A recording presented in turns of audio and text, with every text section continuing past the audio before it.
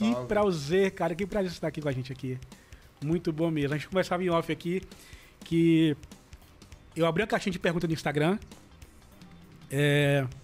perguntando quem você quer ver aqui no Vozafra. Aí dão umas dicas lá e tal. E dentre eles uma pessoa colocou lá, @HeyBlack. E cara, vamos ver quem é. Pelo nick, pelo nome, não sabia quem era. Quando eu abri, eu falei assim, esse rosto não é estranho, não. E aí eu fui lá, te segui, te mandei a mensagem, você mesmo respondeu, não teve agência, não teve assessoria. E aí a gente combinou já de você vir aqui. E aí eu fui no cinema assistir Nosso Sonho, do Claudinho Bochecha. Tô vendo o rosto, falei assim, cara, eu conheço esse rosto também, tá? Nesse filme aqui também. Você tá no filme também, né? Nossa, cara, sim. seja bem-vindo. Prazer Obrigado. imenso te receber aqui hoje, de verdade mesmo. Prazer é todo meu de estar aqui, ter sido convidado. Sobretudo pelo canal da internet, né? Que é um canal de comunicação que a gente tem hoje para criar redes, né? Para criar nossos afetos. Então, ter sido convidado no lugar em que eu falo da minha arte, que eu falo do meu trabalho, eu acho que é muito especial, assim. Ah, sempre é, sempre é. E a gente vai te ouvir bem aqui hoje sobre isso também. Vai bastante sobre isso. Inscreva-se no canal, ative as notificações para ser lembrado sempre que tiver conteúdo novo. E tem conteúdo aqui no YouTube todo santo dia. Então, assim, segue a gente aí. Segue o Reinaldo também, tá, gente? @HeyBlack. @HeyBlack. Está na descrição desse vídeo aqui. E lembrando que esse episódio tem o apoio do Banco Afro, em parceria com a INSE, está levando cidadania digital para as classes C, D e E.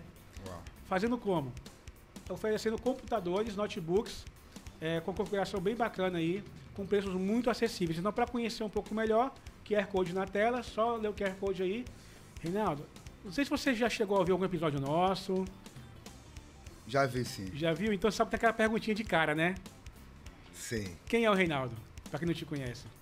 Reinaldo é um homem negro de 1,79 m, 78 quilos. Emagreceu aí agora, hein? Emagreci Você falou 80 alguma coisa.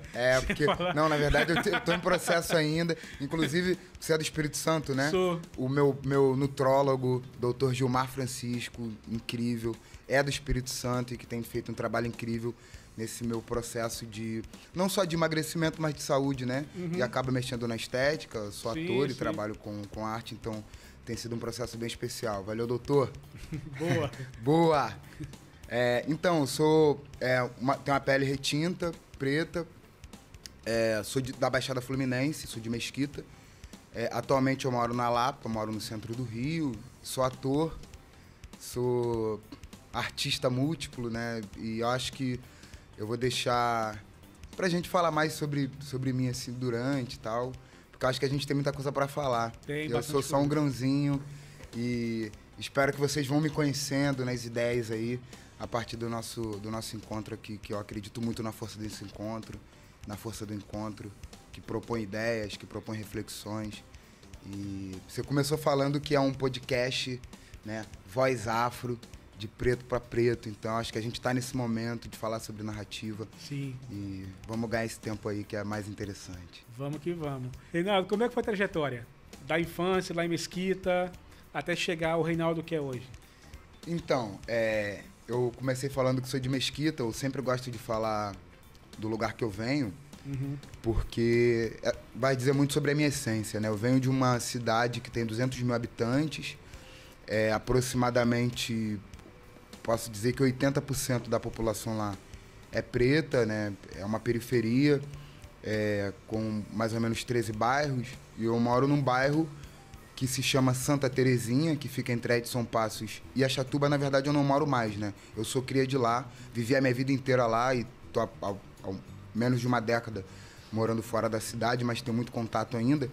E aí eu cresci nesse bairro chamado Santa Terezinha, que tem uma rua, que é uma rua chamada Henrique Lussac. Essa rua tem um dado muito interessante, porque ela é a rua que recebe o candomblé na Baixada Fluminense. Então, o primeiro terreiro de candomblé na Baixada Fluminense foi na minha rua. Eu só vou descobrir isso depois de um tempo. E aí, o que isso tem a dizer sobre a minha essência? Isso tem a dizer que, quando eu era moleque, eu tive muito contato com a capoeira, eu tive muito contato com a experiência dos terreiros ali, embora seja um lugar também muito cristão, né? Que eu acho que é fundamental também o que a igreja faz, né? Em alguns espaços na Baixada, com a população, né? E aí essa rua, ela me proporcionou muita coisa, assim, com relação à cultura, que só vou entender como cultura depois de um tempo. Então, nessa rua, tinham 3 meninos.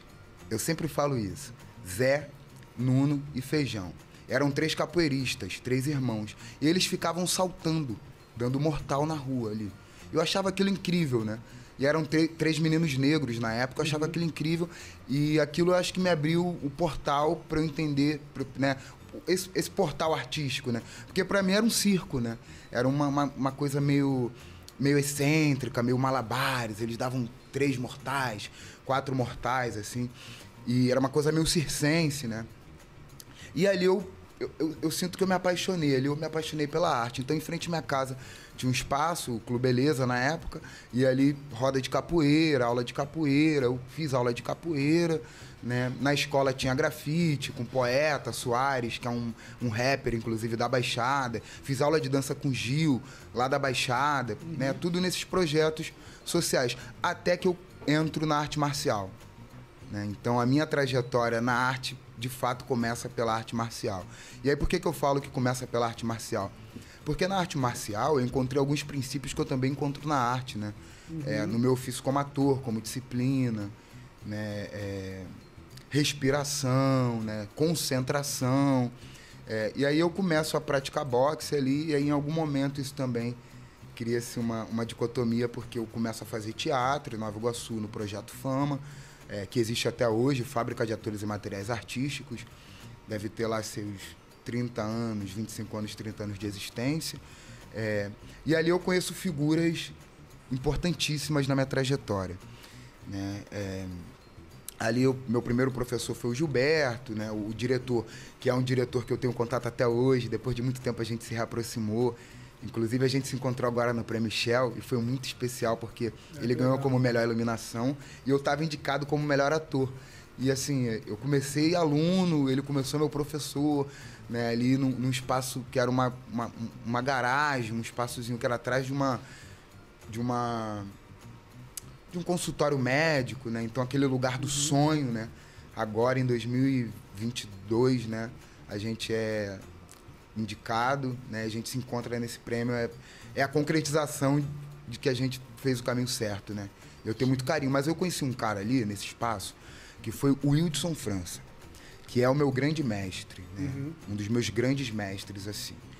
O Wildson França é um homem negro da Baixada Fluminense, um diretor, um ator, um produtor. Nessa época, ele era meio que um produtor no espaço, professor, né?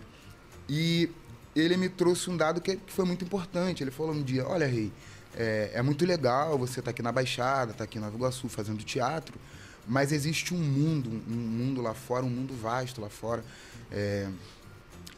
Inclusive, existe uma coisa que se chama teatro preto. E ali eu tenho a sorte, né, de conhecer, né, o teatro a partir de uma narrativa preta, a partir do teatro preto. Então, ali ele me apresenta Abdias do Nascimento, Castro Alves, né? A gente cria um espetáculo chamado Mojubá, que era um espetáculo que foi um espetáculo para uma data comemorativa, inclusive foi no 20 de novembro, e eu era moleque, enfim, era um espetáculo que a gente dançava. Então, ali eu aprendi também, onde eu tive meu primeiro contato com a dança afro. Eu tinha, sei lá, 14 anos de idade, com uma companhia que tinha na Baixada chamada Os Griots, né? Tinha um professor que eu me encontro com ele de vez em quando, eu sempre tomo a benção para ele. Ele é bem jovem, ele sempre fica meio... Rei, mas que... Pô, Fagner, você foi o primeiro cara que desenvolveu uma consciência corporal ancestral, né? No meu corpo e na minha vida. Então, é um cara que eu também tenho muito carinho, assim. E ali, o Wildson, a gente fez esse espetáculo e ele me falou da CUFA, Central Única das Favelas. Então, eu vou para a CUFA, e ali na CUFA eu faço meu primeiro espetáculo profissional com a direção do Circo Caseira, na Cia Tumulto. E aí, depois da Cia Tumulto, lá se vão China, espetáculo Salina, Última Vértebra, enfim.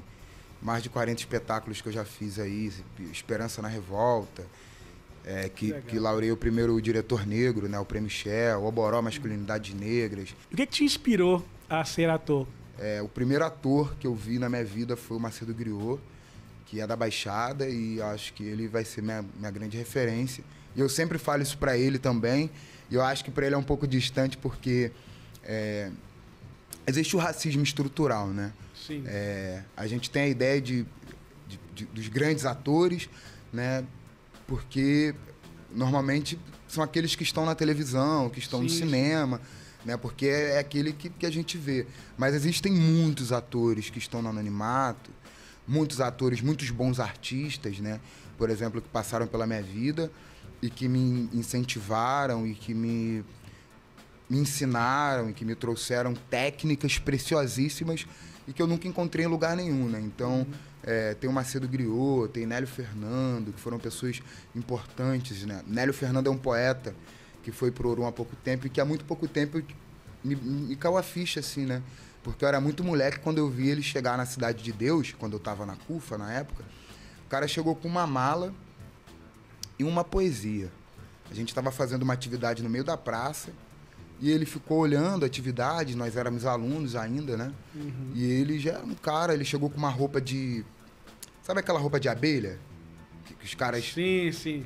Né, entram lá no... Ah, tá. Apicultor, né? De apicultor, que é todo trajado. Tem umas telas, O cara me chega com uma roupa dessa na Cidade de Deus, toda colorida, senta e começa a declamar poesia, e a gente que estava ali fazendo uma grande performance parou para olhar ele e tal, né?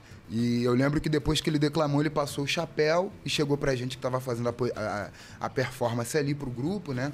Que na época era Cia Tumulto, chegou pro professor na época e falou, então, muito legal, eu tô aqui, mas eu acabei de vir em São Paulo, vim aqui só mostrar minha arte, inclusive não tem aonde ficar. E aí a galera abriu a porta para ele ficar lá na CUFA, na época, para ele dormir lá. Enfim, foi um cara que eu aprendi muito também. E é isso, assim, né? Eu sempre cito pessoas, né? Eu poderia citar aqui muitos atores, né? Sim, sim. Que são referências, assim. Mas nesse momento, agora, eu acho que é importante citar essas pessoas que estão no anonimato, porque são as pessoas que fizeram parte da minha trajetória e que normalmente... Por exemplo, no caso do Nélio, as pessoas não vão mais conhecer, né? Sim, porque ele não tá mais entre nós. Cara, é uma loucura isso, assim, porque essa questão do anonimato, né? Porque na periferia tem muito talento. Tem muito talento. E não tô falando só de futebol, porque normalmente tem muito jogador bom também ali que não tem oportunidade. Mas tem muito ator bom, tem muito músico bom, que só precisa de um empurrão, só uma oportunidade só, não precisa de mais de uma. E aí, até tá pensando nisso, vou dar um exemplo aqui bem conhecido nosso e bem prático nosso. Seu Jorge. Precisou de uma chance lá, o chão de pilares daquela ajuda, aquele empurrãozinho lá. Quem é o Seu Jorge hoje? Seu Jorge é uma grande referência, né? Na indústria, né? Eu sou muito fã mesmo. Assim. Seu Jorge é um cara que... Do ator, do músico, fora de série. Eu não o conheço pessoalmente, né? Nunca tive essa oportunidade de conhecer pessoalmente, mas o Negão é um astro, né? Cara. E pensando num lugar de indústria, onde os atores negros, né, vivem uma escassez de personagem, onde a gente vive um apagamento, né, histórico, um apagamento que vem ao longo de algumas décadas, né, e que essa denúncia vem a partir de filmes, né, poderia citar aqui Joelzito, né, com a Negação do Brasil, que já vem falando sobre isso, né, que é um grande mestre, Zózimo Bubu, que também foi um grande astro, que foi o primeiro ator, né, em novela, né, no Brasil. Mas, pô, o Seu Jorge, pra mim, ele mexe na estrutura de uma forma diferente. É diferente. Mas a gente tem que ser referência mundial. Quero que pretos, amarelos, brancos, todas as pessoas, né, elas apreciem a nossa arte como um lugar humano, como um lugar de potência, como já é, a gente é consumido. Se a gente for falar de trajetórias, sei lá, pan-africanistas, né, tem um cara chamado Marcus Garvey, né, que é um jamaicano, não sei se você conhece, mas já deixo aqui a dica, Marcus Garvey, que foi um cara um jamaicano, que foi o pai do pan-africanismo. O cara movimentava dinheiro, Por que ele movimentava dinheiro? Porque ele entendeu que racismo é relação de poder, então ele precisava ter poder. Então ele criou um hospital preto, ele tinha uma fábrica de bonecas pretas, ele tinha universidade preta, ele tinha escola preta, ele tinha médicos pretos, né? Ele tinha embarcações pretas, ele colocava pretos em barcos para chegar do outro lado, né? E tinha um grande sonho que era da gente voltar, né? Da gente retornar, né? Para a Mãe África, que para ele era a grande ideologia de independência, né? Sim. E que deixa pra gente esse legado que é voltar, né? Que aí a gente pode falar de Sankofa. Nessa época ele movimentava, numa época que não tinha internet, né? Que não tinha... Ele movimentava, sei lá, 4 milhões de pessoas, né, no mundo, né? Ele fazia a conexão de pretos no mundo, né? No Brasil, Estados Unidos, nas Américas. Então, ver esses dois caras pretos hoje, pra mim, é reflexo de uma galera que tá lá atrás lutando, mas que eles estão hoje na contemporaneidade, levantando, não sei se conscientemente ou inconscientemente, mas eu acho que por uma grande parte da população preta que vê esses caras, né? Rafael Zulu, que são referências, Tiaguinho, né? Movimentando Seu Jorge, Lázaro Ramos, né? Movimentando uma narrativa num lugar de poder, é a concretização de que nós estamos no caminho certo. Eu sou otimista. Eu acho que temos muito para avançar, mas a gente precisa pensar nos passos que foram dados lá atrás para que nós possamos estar avançando hoje. Então, assim, tem que falar, e ser otimista para mim é falar sobre as lutas da população preta, do movimento negro, né? Do Black Soul, né? Da Soul Grand Prix, né? Que era, enfim, do Soul no Brasil, é falar de Dom Filó, é falar de, nossa, tantos outros aí que... Gerson King Combo, Tony Tornado, Tim Maia. Vamos falar do Tim Maia. Pô, o Tim Maia, que são os caras que levantaram a bandeira Black Power no Brasil, né? Black is beautiful, Black, preto é lindo, preto é belo, né? Então, assim, acho que é muito importante a gente hoje reconhecer o trabalho de uma galera nossa que está na contemporaneidade e não olhar com lugar de disputa, porque normalmente é o que é colocado, né? Mas fulano chegou no topo, pretos no topo e tal. Eu acho que é importante a gente pensar da onde a gente veio, aonde nós estamos e para onde nós queremos ir. Então, assim, eu acho que a gente precisa refletir muito sobre as pessoas que estão no nosso tempo e estão fazendo acontecer. É muito importante que a gente crie essa consciência da não disputa. Celebrar as pessoas que estão hoje, né, mais uma vez, né, e não competir, celebrar, né, e tê-los como referência é muito importante. Sim. E sobretudo as pessoas que estão do nosso lado. Eu comecei falando sobre os anônimos, né? Sobre as pessoas que não estão na TV, né, que estão fazendo uma arte que impacta da mesma forma, mas no outro canal, né? Então, a gente muitas das vezes fala, pô, nós não temos referências e tal. É muito importante que a gente olhe em volta. Hoje eu consigo fazer parte de produções que já tem pessoas pretas, como Nosso Sonho, Mussum, né? E aí eu tô falando de direção preta também, né? Não só de atores pretos, de diretores pretos ali. Trabalhei com Luiz Antônio Pilar, com Rodrigo França também na indústria já. E aí é muito importante, assim, ter essas pessoas nesses lugares, porque é um lugar de narrativa, é um lugar que a gente consegue se comunicar de uma forma mais igualitária. Você falando da carreira ainda, da sua carreira ainda, teve algum momento marcante assim para você? Que você falou assim, caramba, eu tô muito no caminho certo, cara. Então, assim, cheguei. Cara, eu acho que chegar...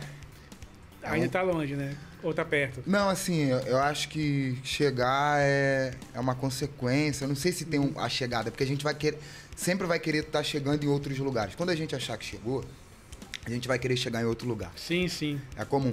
Mas tem vários momentos, assim. Eu tenho uma trajetória que é uma trajetória muito estrategista, né? Eu tenho pessoas ao meu lado e fui tendo pessoas ao meu lado que foram me ajudando, assim, né? Colaborando com a minha carreira para eu ter muita estratégia, assim. Então, eu acredito que eu ainda tô tendo momentos de galgar lugares, né? As pessoas às vezes me param e falam, porra, é muito legal ver sua trajetória, ver de onde que você veio, né?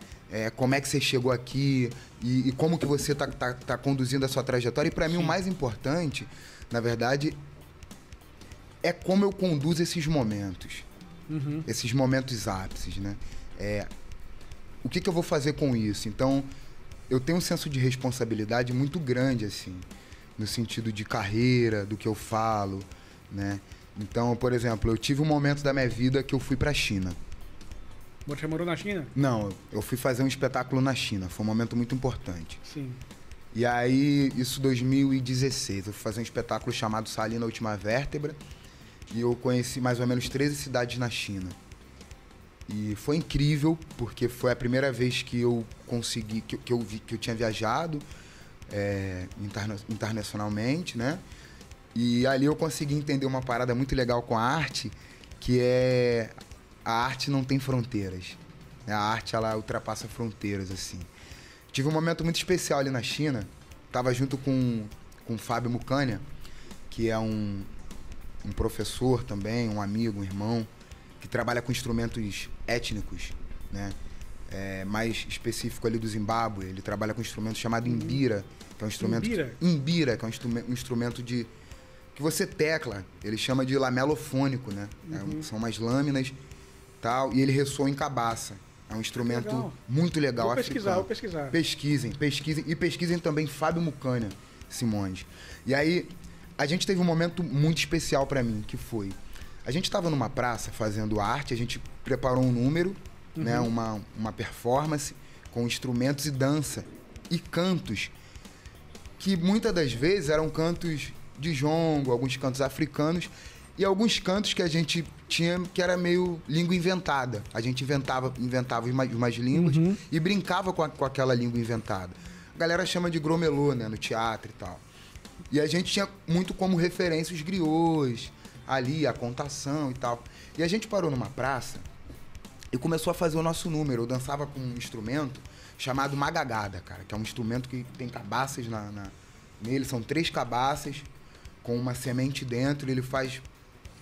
que você coloca nos pés. Nos pés. Coloca nos pés, você que fica nas mãos também, né? Que você meio que... Não, esse é só nos pés. Não, tem nos pés e tem na mão, que é o oxo. Isso. Se chama oxo. Aqui no Brasil tá muito mais próximo das congadas. Se a gente for pensar no Brasil, é uma coisa que tá mais próximo das congadas, né? Mineiras e tal. E aí a gente parou numa praça. Isso foi muito incrível, assim. A gente parou numa praça e começamos a fazer o nosso número numa praça. E aí ele parou uma pessoa, 2, 3, 4. E a gente entrou numa e foi tocando, dançando. Quando a gente chegou no ápice, no cerne da nossa performance, tinham aproximadamente 300 pessoas, cara. Caramba! Em volta. Um teatro. Era um teatro, cara. Entre crianças, jovens, velhos e velhas, casais, muita gente, cara, em volta. Chineses.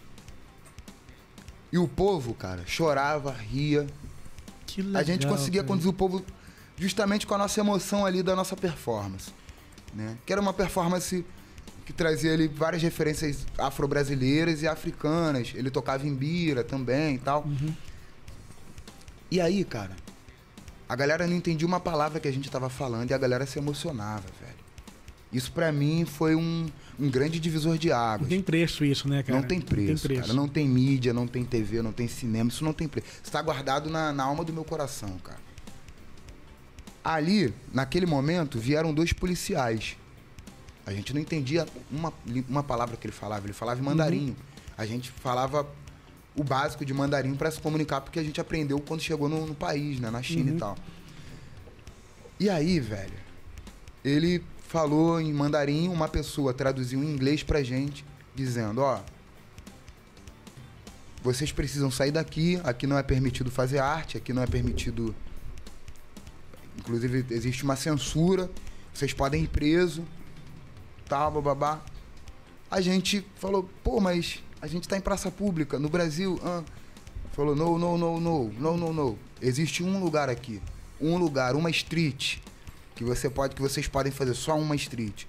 Fica em tal e tal lugar. Essa mulher traduziu pra gente A gente não tinha o domínio do inglês. Ela traduziu, falou em mandarim pro inglês, do inglês pro português. E ela disse assim, ó, eles estão dizendo para vocês saírem, mas o povo tá sedento de arte. Vão lá para essa rua que nós vamos também. E a gente não sabia o que fazer naquele momento. Nós só seguimos essa mulher. Falou, vai direto e tal, tantos quarteirões. Cara, nós fomos. Todo aquele povo foi junto com a gente, cara. Que foda, cara. Pra essa rua. Caramba. E a gente fez o show ali. Inclusive, isso aqui é inédito que eu tô falando, a gente dobrou o nosso cachê. Sério? A gente dobrou o nosso cachê com essa apresentação. Não com essa, com algumas outras. Depois a gente foi convidado para um resort e tal. Que Fizemos foda. uma apresentação para crianças, né? Tava rolando um evento para crianças. Então, esse foi um dos marcos, assim, eu acho que... e é inédito, então acho que é legal falar, porque muitas das vezes, quando eu falo sobre mim, alguns lugares e tal, eu sempre tô falando de uns lugares muito comuns, assim. Eu acho que Voz Afro tá recebendo um dado inédito, assim. Então, que bacana, privilégio. Privilégio. E aí tem o Falas Negras, tem o Prêmio Shell, pô, tem o Esperança na Revolta, que foi o primeiro diretor negro. Eu comecei falando sobre isso, ser laureado ao Prêmio Shell, e que foi um marco no Brasil. Tem o Terreiro Contemporâneo, quando eu conheço o Rubens Barbô nas artes, né? Que o Terreiro Contemporâneo é um espaço, né? Um quilombo urbano que a gente tem aqui no centro da cidade do Rio de Janeiro. Para quem quiser conhecer, @Terreiro Contemporâneo, @Confraria do Impossível, @Teatro Chica Xavier, que é o primeiro teatro negro independente que a gente tem na cidade, que a gente tem nesse espaço também, né? E a gente tem o Falas Negras, cara. O Falas Negras foi... Nossa, cara, Falas Negras foi também um momento muito especial na minha carreira. Tenho tempo? Claro. Tava fazendo teatro e tal, fazendo Esperança na Revolta, fazendo outros espetáculos, até que o Lázaro Ramos, que é um cara que super vai nos espetáculos, que super tá inteirado, né? Ele foi assistir esse espetáculo no Quilombo lá, no Terreiro, no Teatro Chica Xavier. E aí ele... Chamei a atenção dele como ator, né?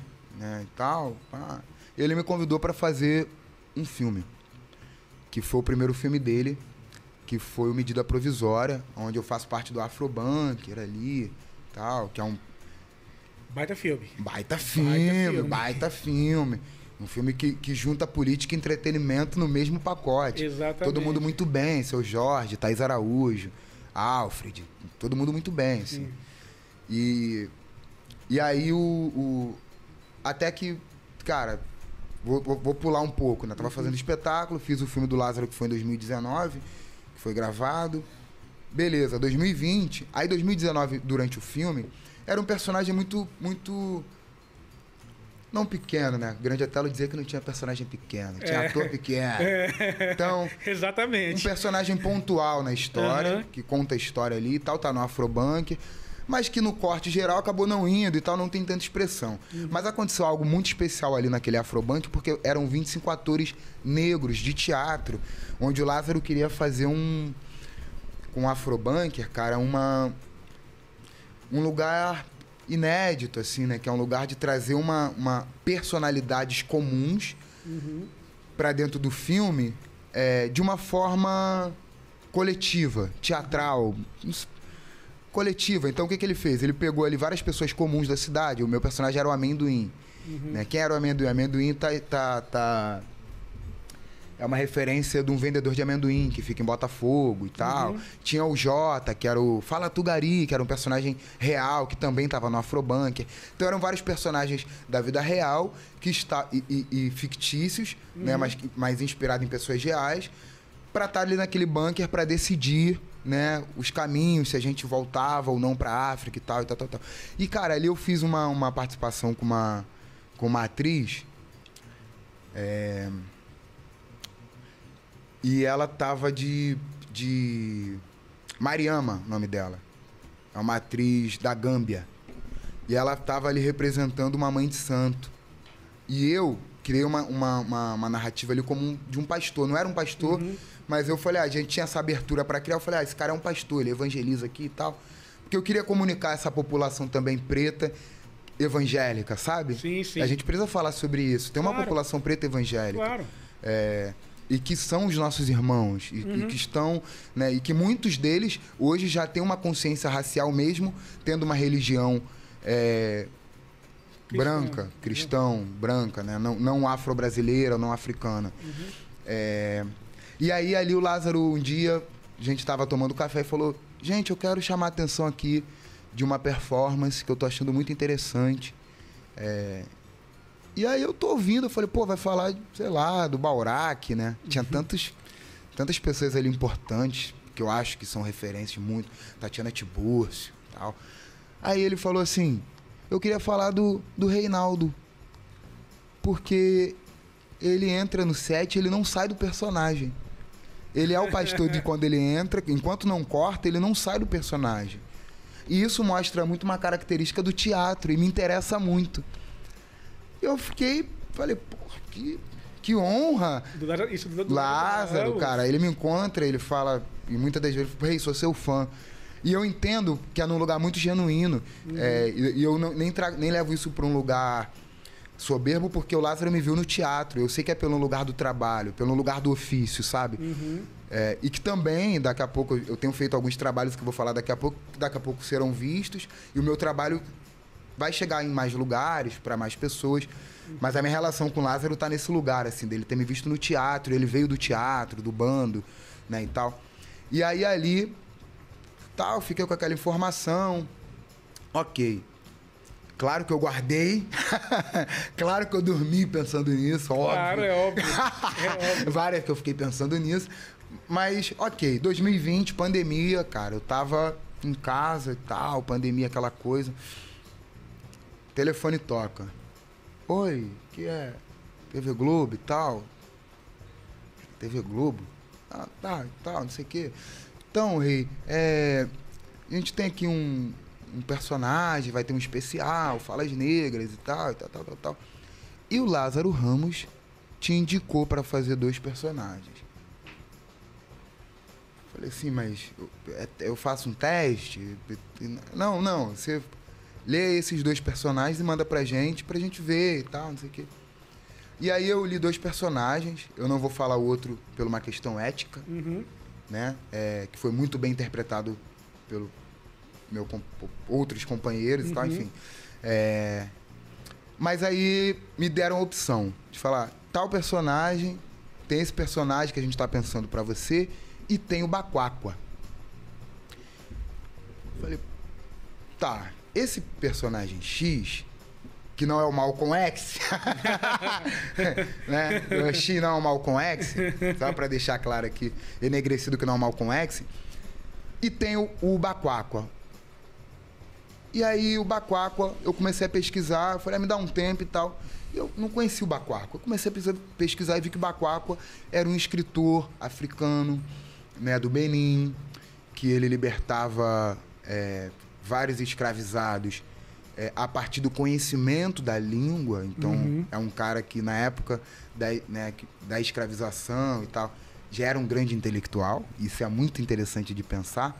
E que foi o que me chamou a atenção também. E um outro ponto era, o Baquáqua não é conhecido, é um personagem inédito na teledramaturgia brasileira. E eu sou um ator que nunca fiz nada na teledramaturgia brasileira. É minha primeira aparição na televisão. Será minha primeira aparição na televisão. Então eu falei, tive essa sagacidade. Eu falei, pô, vou fazer o Baquáqua, porque o Baquáqua é isso, é uma forma de eu apresentar um personagem e me apresentar sem ninguém nunca ter feito. E aí eu falei, Lázaro, então eu gostaria muito de fazer o Baquáqua e tal. E aí ele levou, né, pra sala lá de direção, de roteiro e tal, até que bateram o martelo, Baquáqua. E aí foi um processo muito rápido, foi um processo de, sei lá, menos de um mês, alguns encontros virtuais com a Tatiana Tiburcio, que é uma atriz que para mim é uma grande dama do teatro brasileiro, e que é uma grande madrinha também, uma grande mãe para mim nas artes. Já fiz alguns trabalhos com ela e que fazia a preparação de atores. E eu falei, Tati, então, olha, eu preciso de você nesse momento. É minha primeira vez na televisão, é uma técnica diferente e tal.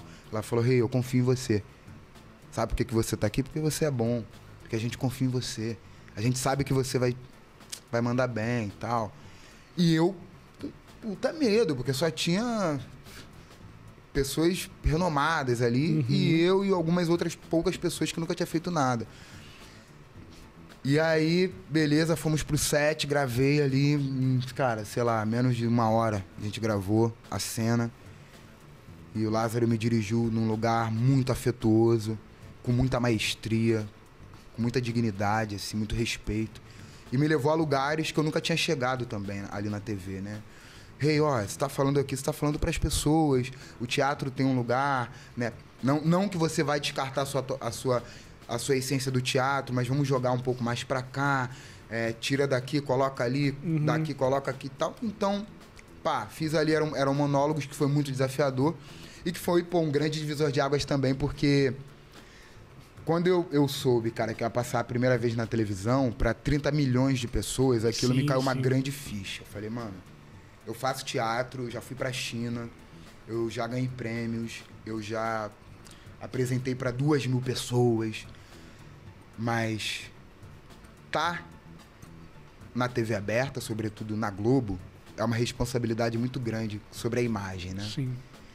E eu comecei a pensar na minha área, da onde eu venho, né? Como que as pessoas iam me ver, como que eu ia aparecer ali de novo, como que eu ia chegar ali de novo, como que ia ser meu contato com a comunidade. E aí eu pensei, refleti sobre uma coisa que era a minha família e os meus amigos não vão ao teatro. Normalmente, o teatro que eu faço, que é uma arte elitista, pessoas pretas normalmente não têm a oportunidade de fazer teatro, e eu tive essa oportunidade de conseguir fazer teatro, de conseguir sair de uma bolha e tal. Eu pensei, cara, a minha avó não sai de casa, não anda bem mais. Eu tenho tios que não têm a possibilidade de pegar um transporte público para poder ir ao teatro me assistir. Então, já que é a primeira vez que eu tô aparecendo na televisão, onde a maior parte das pessoas assistem televisão são pretas e periféricas, eu vou assistir na minha área com a minha avó. E aí eu voltei, cara. Foi um momento que eu voltei. Eu já tava um tempo sem voltar pra Baixada. Um tempo, alguns meses, né? Enfim, pandemia. Também tinha viajado antes e tal. Tava fazendo muitos trabalhos no teatro. E eu voltei, cara. E aí falei pros amigos assim, mano, então, vai rolar um trabalho que eu fiz, eu não tinha divulgado muito, na Globo e tal. Eu queria fazer um churrasquinho aqui em casa pra minha avó assistir e tal. Sabe como que é o nosso povo, né? Claro. Sabe como que é a favela, né? Mano, os moleque, qual é, Rei? Rei não, lá eu sou Junete, né? Dois universos. Vocês estão conhecendo realmente aqui no Voz Afro coisas inéditas sobre o Rei Black, sobre o Reinaldo Júnior. Ah, que bacana, cara. E lá eu sou o Junete, sou o Juninho, tal, né? O Reinaldo e o Rei Black tá em outro campo da minha vida, assim, né? Que é o campo mais artístico e tal. E aí, cara, falou, não, mano, tá maluco, mano? Cria, mano, na Rede Globo, mano. Sem fazer papel de bandido, mano.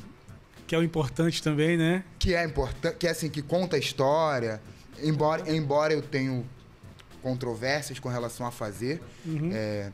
Você começou falando sobre poucas pessoas poderem escolher. Eu acho que sim, e eu faço essa escolha.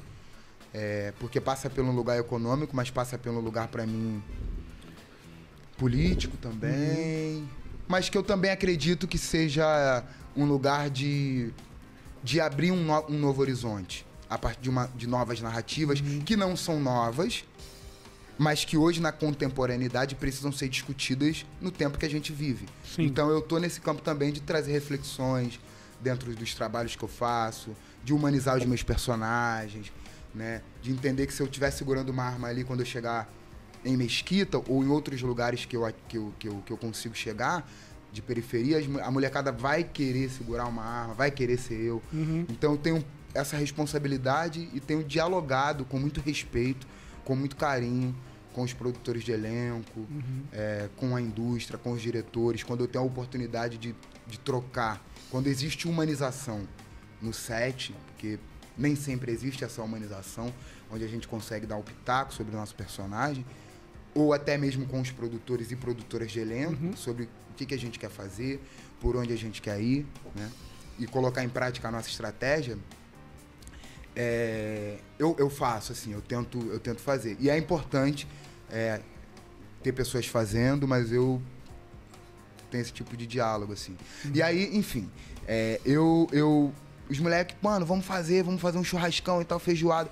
Cara, fizemos uma feijoada, que foi a única feijoada em comemoração, porque foi no 20 de novembro, do 20 de novembro na cidade, ou seja, paramos a cidade, mano. Que foda. E aí, a gente colocou um telão, né? Nós colocamos um projetor.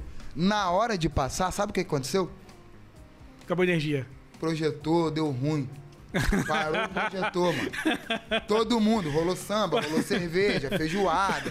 Aí Parece à noite... de filme, cara. Então, de série, caixa de comédia, filme. sabe? Pega a visão, mano. Pega a visão, mano. Olha como o nosso povo é sinistro, mano. Aí ficou o dia todo ali aquela comemoração. Vou falar do lado social, que foi importante. Tivemos roda de capoeira com o grupo do Zé, que é lá na rua Henrique Lussá, que foi na minha rua. A gente pegou um quintal, no meu quintal não dava, que era pequeno, pegamos um quintal, o quintal da Valéria, que era uma senhora lá da rua, que abriu um quintal grande, a garagem e tal. Mano, aí ficamos o dia ali, feijoada, capoeira, palhaço Will, que é o Wilson França, reunir os meus amigos, a minha família, num dia só. E tinha um tempo que a gente não se reunia. Mano, na hora do Falas Negras, o bagulho queima, mano. Mano. Tá ligado, mano? Se a gente falar que isso é uma série de comédia. Mano, é uma série de comédia, mano. Todo mundo pronto pra ver o... Mano, se tiver alguém de Mesquita assistindo aí, vai botar fé. Pode comentar, mano. Porque sabe que é real que tava lá, mano. Queimou o projetor. Eu fiquei frustrado, velho. Eu chorei, mano. Eu chorei, pô, tal. E tipo, na época, Hudson Martins, Dani Câmara, que é minha companheira, meu amor, minha preta, né? Vitor, cara, que é meu parceiro, que tava tocando um projeto muito importante nessa época, que é um projeto que existe ainda, mas que agora a gente tá impossibilitado de fazer, que é o Nós por Nós, lá na Chatuba, de Mesquita e tal. E aí, mano, parou. Isso assim, 10 minutos antes, não foi bem na hora. Porque vamos começar a testar, já começou a passar a vinheta, aquela animação. Cara, sabe o que aconteceu? Umas 10 pessoas que estavam lá na hora, moradores, saíram correndo e começaram a pegar as suas televisões de dentro de casa. Que mano. isso, cara. Isso diz muito sobre coletividade. Claro, claro. E aí, nós assistimos, cara, tipo exposição de arte. Porque foram tipo 3 televisões pequenas. Era um telão, não deu certo. E aí foram 3 televisões, cara, pequenas. E aí se formaram núcleos. Uma galera assistiu ali, uma galerinha assistiu aqui e uma galera assistia no outro canto.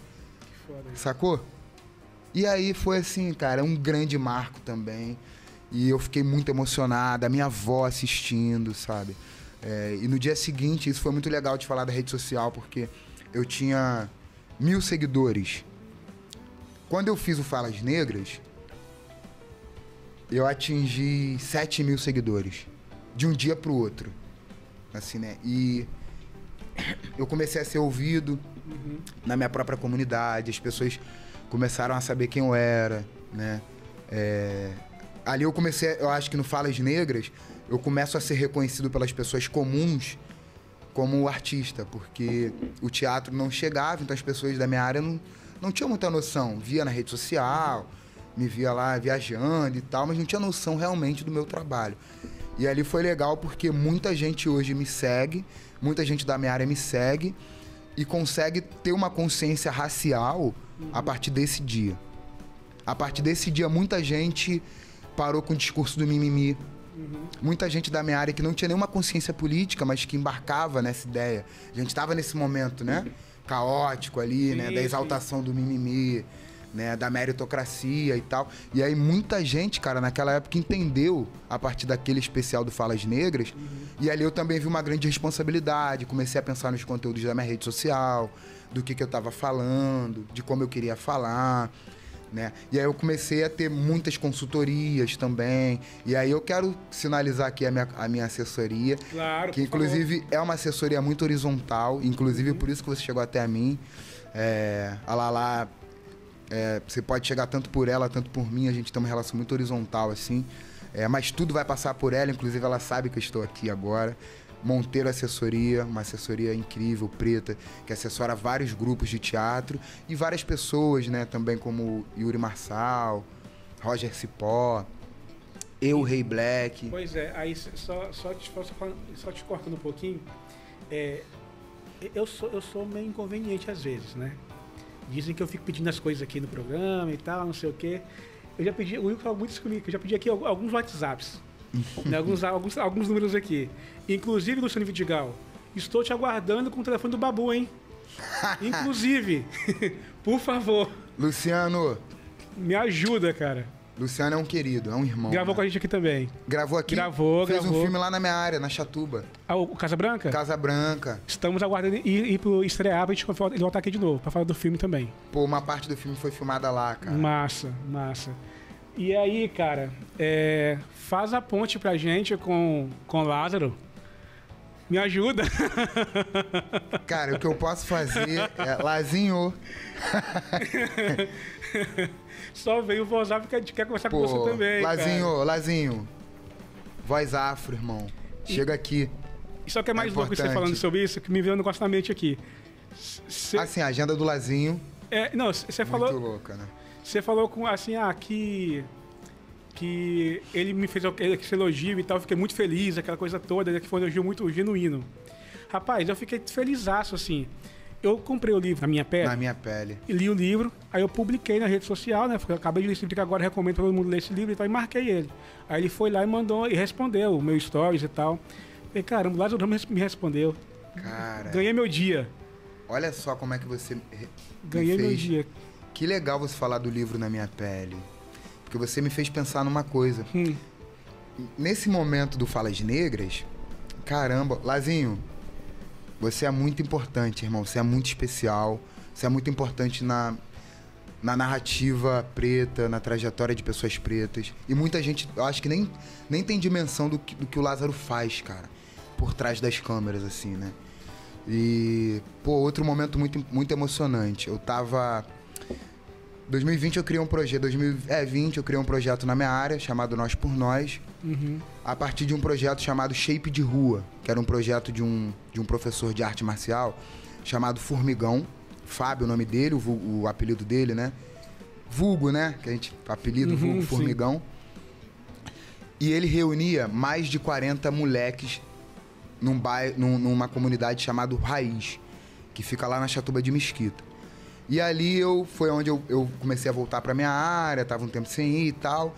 E aí eu sou da arte marcial também, eu pratico boxe. Comecei nas artes, pela arte marcial, nas artes cênicas, pelas artes marciais.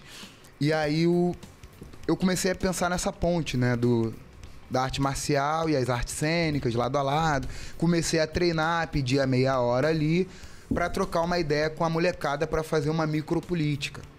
Então, nessas meia hora que eu tinha, mano, eu levava um livro, uma música, uma poesia e ensinava pra molecada e a gente destrinchava aquilo ali. Então eu levava Emicida, levava um trechinho, mano, mas fazia muita diferença. Eles querem que alguém que vem de onde nós vem seja mais humilde, baixe a cabeça. Isso pra molecada, mano, é direto. Sim. Aí eu vinha nas ideias, olha, o que quer dizer isso? Pá, da onde que a gente vem? Tal, pra onde que a gente tá indo? Quem são eles? E aí, em um dado momento, eu li o Na Minha Pele, me impactou bastante pela narrativa simples. É o que ele fala, não é uma biografia. Não, é simples, é nosso cotidiano. Exatamente. Exatamente. A vida dele, a história dele acaba refletindo no nosso cotidiano. Exatamente. E aí eu falei, pô, vou pegar aqui Na Minha Pele, vou pegar um trecho do Na Minha Pele e vou levar pra essa molecada, vou falar sobre o Lázaro, sobre a importância do Lázaro. Aí levei alguns filmes que o Lázaro fez e tal. E aí a mesma coisa, cara, eu fiz uma foto, que é uma foto que a gente tá com um livro e todo mundo tá com uma mão tapada, né, como tá no livro. E fiz uma foto de todo mundo com o livro no rosto, tal. E postei e marquei o Lázaro, cara. E o Lázaro também repostou. E eu acho que isso também engrossou o caldo